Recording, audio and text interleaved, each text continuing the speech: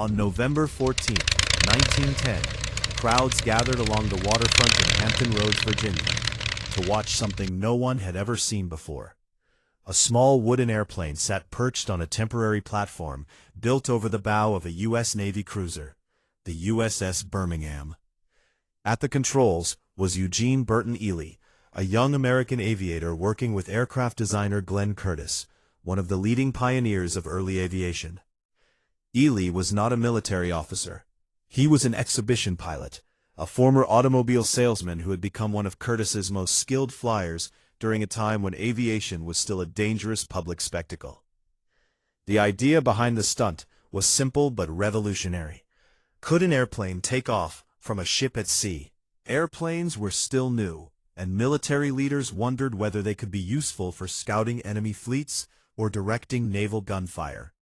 Curtiss believed ships could become floating air bases, but he needed proof. To make the attempt possible, a temporary wooden platform about 83 feet long was built over the forward deck of the Birmingham. It sloped slightly downward toward the bow to help the airplane gain speed. Sandbags lined the sides as a crude safety measure. There were no arresting wires, no catapults, no special launch systems, just wood, gravity, and hope. Ely's aircraft was a Curtiss pusher biplane, powered by a 50-horsepower engine that drove a rear-mounted propeller. The plane had fragile wooden struts, fabric-covered wings, and open controls fully exposed to wind and spray. If the engine failed after takeoff, Ely would fall directly into the cold Atlantic waters below. That morning, rain had fallen, leaving the platform wet and slippery. Worse, the Birmingham was not stationary.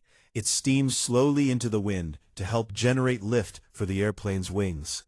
Even so, conditions were risky. At 3:16 p.m., Ely opened the throttle. The airplane rolled forward along the short deck, wheels bumping over the wooden planks. Spectators held their breath. As the plane reached the end of the platform, it dipped sharply, so sharply that its wheels actually splashed into the water below the bow. For a terrifying moment, it looked like Ely would crash into the sea. But the aircraft's wings caught the air just in time. The Curtiss biplane staggered upward, climbing slowly away from the ship. Ely had done it. He was airborne after launching from a naval vessel. He flew for about 3 miles to nearby Willoughby Spit, where he landed safely on shore. The entire flight lasted only a few minutes, but its impact was enormous. For the first time in history, an airplane had successfully taken off from a ship. The Navy immediately saw the possibilities. Aircraft could scout far beyond the horizon, spot enemy ships, and give fleets a powerful new advantage. Just 2 months later, in January 1911, Ely would perform another historic feat, the first landing on a ship, using ropes and sandbags as an early form of arresting gear. Though Ely would tragically die in a crash later in 1911, his experiments laid the foundation for the development of aircraft carriers, which would become some of the most important warships of the 20th century. From that wet wooden platform on the bow of the USS Birmingham came a new era of naval power. The oceans were no longer just ruled by ships. Now they would be ruled from the sky above them.